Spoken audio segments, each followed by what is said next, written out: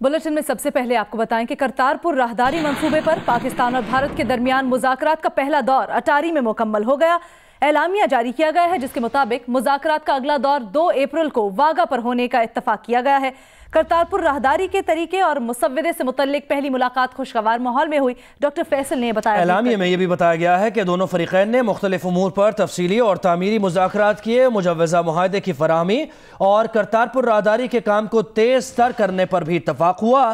कुछ चीज़ों पर अभी तक इख्तलाफ है, तफसील नहीं बता सकते। भारतीय वफ़द से मुज़ाकरात मुस्बत और अच्छे माहौल में हुई, कुछ मामलात पर आगे बढ़े हैं, डॉक्टर फैसल का यह भी बताना है। इसके साथ साथ उन्होंने कहा कि करतारपुर राहदारी वीज़ा फ्री कॉरिडोर है, इसके लिए वीज़े की शर्त नहीं। भारत की तरफ से भी करतारपुर राहदारी के लिए काम हुआ है। अगली मुलाकात में सब सामने आ जाएगा। This is quite a success because India के साथ हमारी कोई जॉइंट स्टेटमेंट एक बड़े लंबे अरसे से नहीं हुई। सन 2016 में पोखरा नेपाल में हमने सार्क समिट की डेट्स पे एग्री किया था। The first meeting to discuss the modalities and the draft agreement for facilitation of pilgrims to visit gurdwara Kartarpur Sahib using the Kartarpur Sahib corridor was held at Atari, India in a cordial environment. Both sides held detailed and constructive discussions on various aspects and provisions of the proposed agreement and agreed to work towards expeditiously operationalizing the Kartarpur Sahib corridor. Both sides also held expert level discussions between the technical experts on the alignment and other details of the proposed corridor. The meeting went well जी, hence there was agreement. कुछ चीज़ों पे अभी तक इख्तलाफ है, तफसील मैं नहीं बता सकूँगा, उसकी तरफ इंशाल्लाह कोशिश करेंगे और 2 अप्रैल को हम इंशाल्लाह इसका सेकंड मीटिंग करेंगे, इस साइड पे करेंगे। आगे बढ़ते हैं। मामला पंजाब असम्बली की अरकान की तनख्वाहों और मरात में इजाफे का और बयान वफाकी वज़ीर इत्तलात का। अवामी रद्द अमल का खौफ या वज़ीर आज़म की पैरवी? वफाकी वज़ीर इत्तलात फवाद चौधरी ने यू टर्न ले लिया। अरकान पंजाब असम्बली की तनख्वाहों में इजाफे की पहली हिमायत की, फिर मुखालफत कर दी। पहले कहा कि उनके ख्याल में अरकान की तनख्वाहें बहुत कम थी, इजाफा नहीं करेंगे तो मिडिल क्लास वाले इलेक्शन कैसे लड़ सकेंगे। वज़ीर आज़म इमरान खान ने जब तनख्वाहों और मरात में इजाफे के फैसले पर तनकीद की तो फवाद चौधरी ने अरकान पंजाब असम्बली के इक़दाम को पार्टी पॉलिसी से मुतसादिम करार दिया। कहा फैसले पर नजरसानी की जानी चाहिए। इस्लामाबाद बार में सहाफ़ियों से गुफ्तगू करते हुए वज़ीर इत्तलात फवाद चौधरी ने अरकान पंजाब असम्बली की तनख्वाह बढ़ाने की हिमायत कर दी। कहा अगर इतनी कम तनख्वाह हो तो कोई मुतवस्सित तबके से ताल्लुक़ रखने वाला सियासत में आएगा ही नहीं। मेरा ख्याल उनकी तनख्वाहें बड़ी कम थी, 80,000 रुपया तनख्वाह जी तो उन्होंने को 1.5 लाख कर दिया। अगर इस तरह से अगर आप नहीं करेंगे तो फिर मिडिल क्लास वाले जो है ना वो इलेक्शन ही नहीं लड़ेंगे। जो अगर आप ये करेंगे MNA MPs की तनख्वाहें हो ही ना जी और वो आप मिडिल क्लास को आउट कर देंगे सियासत से। इस बयान के कुछ ही देर बाद वज़ीर आज़म इमरान खान ने सोशल मीडिया पर पंजाब असम्बली अरकान की तनख्वाहों में इजाफे पर मायूसी का इजहार किया। उन्होंने कहा कि हुकूमत के पास बुनियादी सहूलतें फराहम करने के लिए वसाइल नहीं हैं, ऐसे में अरकान असम्बली की तनख्वाहों में इजाफा नाकाबिल कबूल होगा। वज़ीर आज़म इमरान खान का सोशल मीडिया पर बयान देखना था कि वफाकी वज़ीर इत्तलात फवाद चौधरी ने फौरी तौर पर यू टर्न ले लिया और तहरीक इंसाफ के वज़ीर आला और अरकान असम्बली पर तनकीद कर डाली।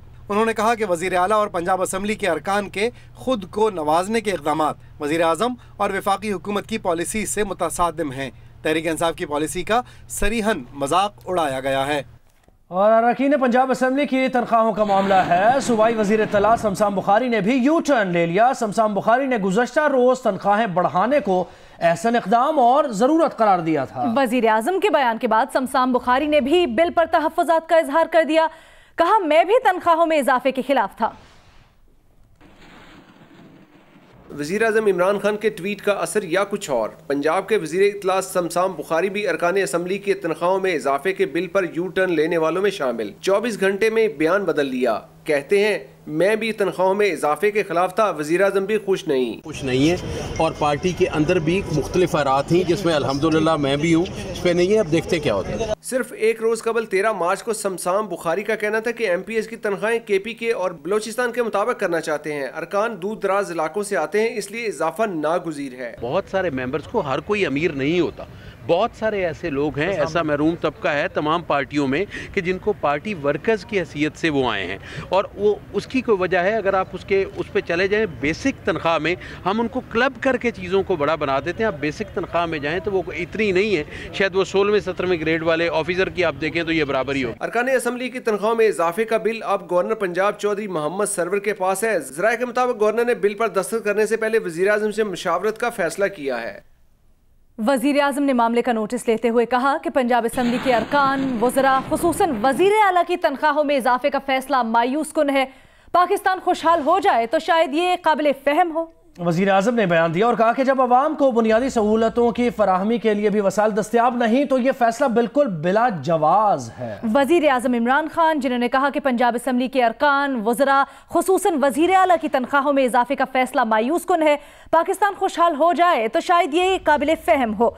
उन्होंने कहा कि जब आवाम को बुनियादी सहूलियात की फराहमी के लिए भी वसाइल दस्तयाब नहीं तो ये फैसला बिल्कुल बिला जवाज़ है।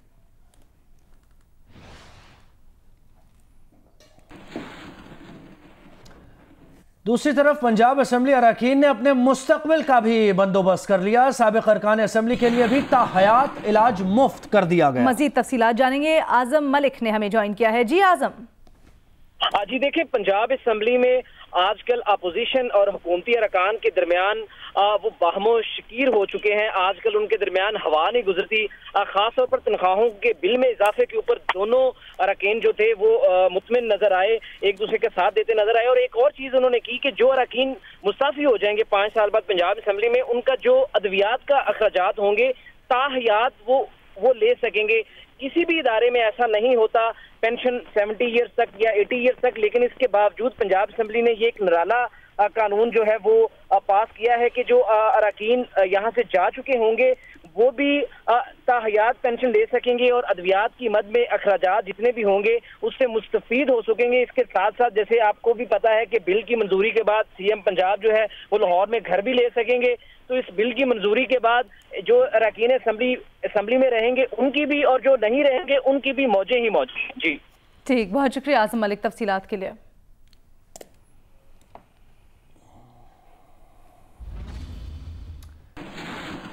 वज़ीर आज़म इमरान खान की तनख्वाह वज़राए आला और वज़रा से भी कम निकली। वज़ीर आज़म इमरान खान की बुनियादी तनख्वाह 1,07,280 रुपये है, जबकि उनके मुकाबले में पंजाब के वज़ीर आला की तनख्वाह 3.5 लाख रुपए है। वज़ीर आज़म इमरान खान की सैलरी स्लिप के मुताबिक वज़ीर आज़म इमरान खान की बुनियादी तनख्वाह 1,07,280 रुपये है। उन्हें मेहमानदारी अलाउंस 50,000 रुपये, एक एडहॉक रिलीफ अलाउंस 21,456 रुपये, दूसरा एडहॉक अलाउंस 12,110 रुपये और तीसरा एडहॉक रिलीफ अलाउंस 10,728 रुपये मिलता है। वज़ीर आज़म की तनख्वाह पर 4,595 रुपये टैक्स कटता है, जिसके बाद उन्हें 1,96,979 रुपये तनख्वाह मिलती है। वज़ीर आज़म के मुकाबले में वफाकी वज़रा की तनख्वाह 2.5 लाख रुपये, वज़ीर आला पंजाब की तनख्वाह 3,50,000 रुपये और पंजाब के अरकान असम्बली की तनख्वाह तकरीबन 2 लाख रुपये है।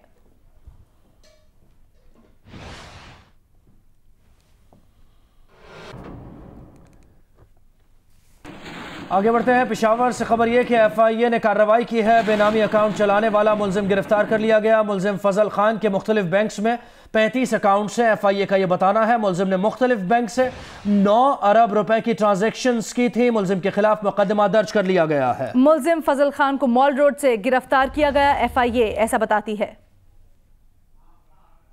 आफ्ताब अहमद ने हमें ज्वाइन किया है, उनसे तफसीलात जानेंगे। जी आफ्ताब। जी बिल्कुल, ये जो वफाकी तहकीकाती इदारा है इसी केस में काफी अरसे से ये तहकीकात कर रही थी और आज इन्होंने एक कार्रवाई की है जिसमें मॉल रोड जो कि पेशावर सदर में वाक़ है वहाँ पे एक मुलजिम को गिरफ्तार किया गया है। अब तक की जो तहकीकात हुई थी उसमें ये पता चला है कि जो मुलजिम खान नामी जो फजल खान नामी शख्स है मुलजिम जो है, इनके तकरीबन 35 के करीब अकाउंट थे, जिनमें से काफी अकाउंट्स ऐसे थे जो कि बेनामी थे, जो कि इनके नाम पे थे, लेकिन इन्होंने जो अपना एड्रेस लिखा था वो इसी जगह का लिखा था और इससे तकरीबन 9 अरब रुपए की मुख्तलिफ ट्रांजेक्शन की गई थी। ये जराए का ये कहना है कि ये जो ट्रांजेक्शन थी ये हुंडी जो हवाला होता है, इलीगल जो बिजनेस है उसमें इस्तेमाल किए जा रहे थे। और यहाँ से खैबर पख्तूनख्वा के जो मुख्तलिफ अजला है वहाँ पे कुछ ऐसे अकाउंट थे जहाँ पे ट्रांजेक्शन की जाती थी और बैरून मुल्क से जो पैसे गैर कानूनी तरीके से पाकिस्तान भिजवाए जाते थे, फिर इन अकाउंट के जरिए इससे मुताल्लिक़ अब मज़ीद भी तहक़ीक़ात की जा रही है। बहुत शुक्रिया, आपने अपडेट किया आफ्ताब। यहाँ पर आपको अपडेट करें, वीजा पॉलिसी में अहम पेशरफ्त से मुतल्लिक नापसंदीदा ममालिक की तादाद में वाज़े कमी कर दी गई है। ज़राए के मुताबिक बांग्लादेश को नापसंदीदा ममालिक की बी लिस्ट से निकाल दिया गया है और नापसंदीदा ममालिक की बी लिस्ट में सिर्फ भारत और सोमालिया रह गए हैं। नुमाइंदा जियो न्यूज़ एजाज सैयद ने ज्वाइन किया है। एजाज, इस खबर की डिटेल्स क्या है? जी बिल्कुल, वफाकी हुकूमत ने, वजारत दाखिला ने जो नई वीजा पॉलिसी बनाई है उसमें जो सबसे अहम बात यह है कि हमारे यहाँ जो नापसंदीदा ममालिक की जो फहरिस्त थी, बी लिस्ट उसे कहा जाता है टेक्निकल लैंग्वेज में, उस बी लिस्ट में वाज़े कमी की गई है। 7 ममालिक थे, अब सिर्फ 2 ममालिक रह गए हैं उस बी लिस्ट में। बांग्लादेश एक अहम तब्दीली है कि बांग्लादेश को बी लिस्ट के ममालिक से की फहरिस्त से निकाल दिया गया है। अब सिर्फ भारत और सोमालिया इस लिस्ट में रह गए हैं। वीजा पॉलिसी को मजीद नरम बनाया गया है। आज शाम वज़ीर आज़म भी इसकी अनाउंसमेंट करेंगे।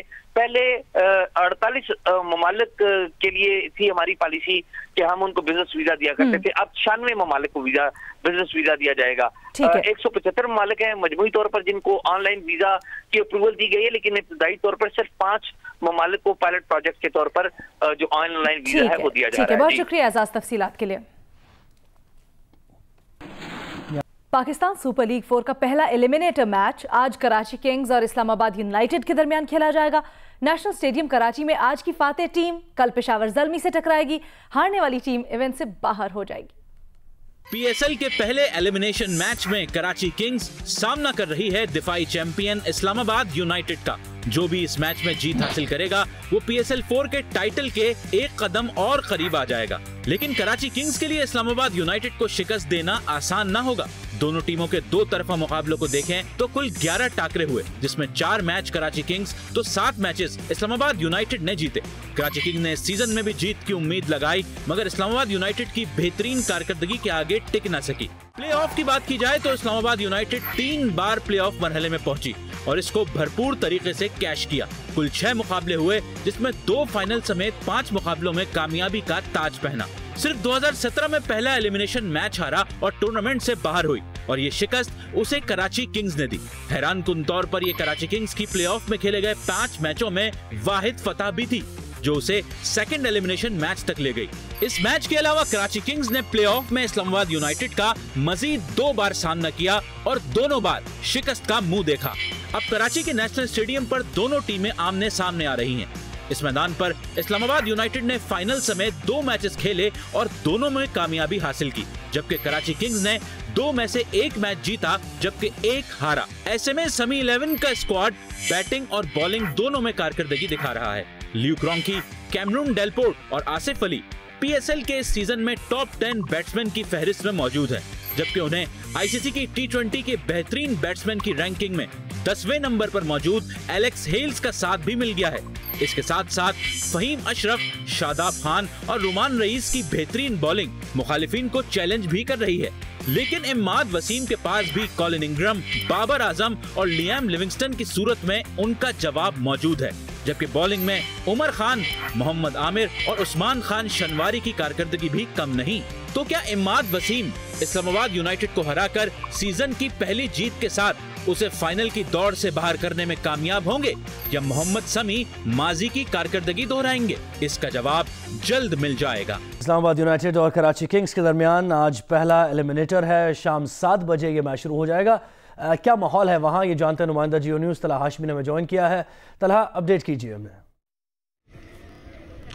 देखिए, जो गहमा गहमी का माहौल है वो स्टार्ट हो चुका है, क्योंकि मैच शुरू होने में सिर्फ चंद घंटे रह गए हैं। तो यहाँ पर जो शायकीन हैं उनकी आमद का सिलसिला शुरू हो चुका है। मुख्तलिफ शायकीन हैं, कोई इस्लामाबाद यूनाइटेड का हामी है, उसे सपोर्ट कर रहा है। ज़्यादातर जो शायकीन हैं वो कराची किंग्स के हैं, उसमें बच्चे भी हैं, दीगर लोग हैं, वो यहाँ पे आके स्टेडियम के बाहर ख़ास तौर पे यहाँ पे मीडिया को एक जगह मुख्तस की गई है, वहाँ पर आते हैं, नारे लगाते हैं अपनी अपनी टीमों के, और फिर उसके बाद वो इंक्लोजर्स की तरफ चले जाते हैं। गेट्स खोल दिए गए हैं, इंक्लोजर्स के जो सिक्योरिटी पॉइंट्स हैं उनसे चेक होकर लोग आ रहे हैं, जो पार्किंग में गाड़ियाँ खड़ी कर रहे हैं वहाँ पर उनको सिक्योरिटी चेक के बाद जो शटल्स हैं उनके ज़रिए यहाँ पे पहुँचाया जा रहा है। गहमा गहमी शुरू हो गई है, मुख्तलिफ नारे भी यहाँ पे देख रहे हैं। मैं अगर अपने कैमरामैन अशरफ को कहूँ तो वो आपको दिखाएंगे कि मुख्तलिफ लोग हैं वो यहाँ पे आके नारेबाजी करते हैं, और फिर उसके बाद नारेबाजी करने के बाद वो स्टेडियम में चले जाते हैं, अपनी अपनी टीमों के लिए नारे लगाते हैं। और ख़ास तौर पर पाकिस्तानी परचम थामे बहुत से ऐसे शायकीन हैं जो कि यहाँ पे आते हैं और फिर उसके बाद नारेबाजी करते हैं और वो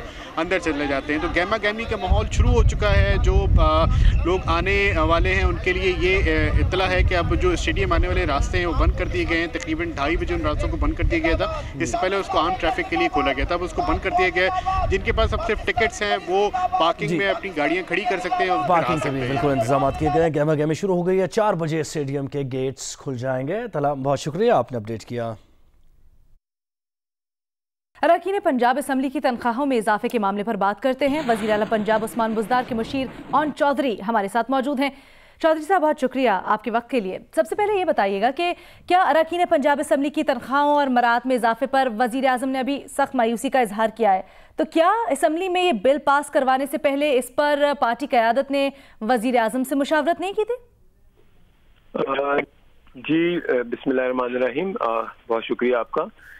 अगर वज़ीर आज़म साहब को मालूम होता तो वो कभी भी ऐसे ख्यालात का इजहार ना करते, और बहैसियत कैबिनेट मेंबर मैं खुद इस बिल की मुखालफत करता हूँ, और अपने वज़ीर आज़म के तहफ़्फ़ुज़ात का जो उन्होंने इजहार किया है उनको बिल्कुल दुरुस्त है। और जिस मुआशी हालात से हमारा मुल्क गुजर रहा है, मैं नहीं समझता कि हमारे वज़रा को, हमारे मेंबरान को ऐसे पर्क्स एंड प्रिविलेज लेने चाहिए, और अपने मुल्क के इस पैसे को अपने जो मुल्क में फलाह के लिए खर्च कर रहे हैं, तालीम के लिए, सेहत के लिए खर्च होने चाहिए, बजाय के मेंबरान के पर्क्स के लिए भी। जी अच्छा, ये तो खैर आपने बता दिया कि ज़ाहिर उन्हें पता नहीं था इसलिए उनका ये रिएक्शन आया, लेकिन इस पर एक सवाल ये भी बनता है कि आप वज़ीर आला पंजाब जिनका इंतखाब वज़ीर आज़म ने किया और उनके बारे में बहुत सी अच्छी बातें बताई कि ये तब्दीली का पेशखेमा है और सारी चीज़ें, तो वेवलेंथ या फिर उनकी एक दूसरे के साथ कोई भी इस तरह की कोई मेंटल फ्रीक्वेंसी मैच नहीं करती? देखिए जी, ये तो असेंबली में बिल आया और उसके बाद जब वज़ीर आज़म साहब को मालूम हुआ तो उन्होंने अपनी नाराज़गी का इजहार किया और वो ट्वीट भी कर दी, जैसा कि सबके सामने आपने देख भी लिया। और अभी गवर्नर साहब ने वज़ीर आज़म साहब से मुशावरत के लिए वक्त भी ले लिया है। तो अभी इसको बिल तो असेंबली में आया और आखिरी तो गवर्नर साहब ने इसको पास करना है, तो उसके लिए वो मुशावरत करेंगे वज़ीर आज़म साहब से, और आई थिंक कि इस पर जरूर मुशावरत होगी। ठीक है, ऑन साहब जरा थोड़ा सा ये वाज़े कर दीजिएगा, अब आगे क्या होगा? क्या बिल वापस लिया जाएगा? गवर्नर साहब मुशावरत में क्या डिस्कस करेंगे? जी, जो भी फैसला करें, मैं अपना मौक़िफ़ दे सकता हूँ कि मैं तो अपने वज़ीर आज़म साहब के इस बयान की पूरी सपोर्ट करता हूँ, और जो उन्होंने तहफ़्फ़ुज़ात का इजहार किया है बिल्कुल दुरुस्त फरमाया। ऑन चौधरी साहब हमारे साथ मौजूद थे। Hi, I'm Mohammad Junaid. Thanks for watching Geo News. For more videos and updates, don't forget to click the subscribe button. Keep watching Geo News.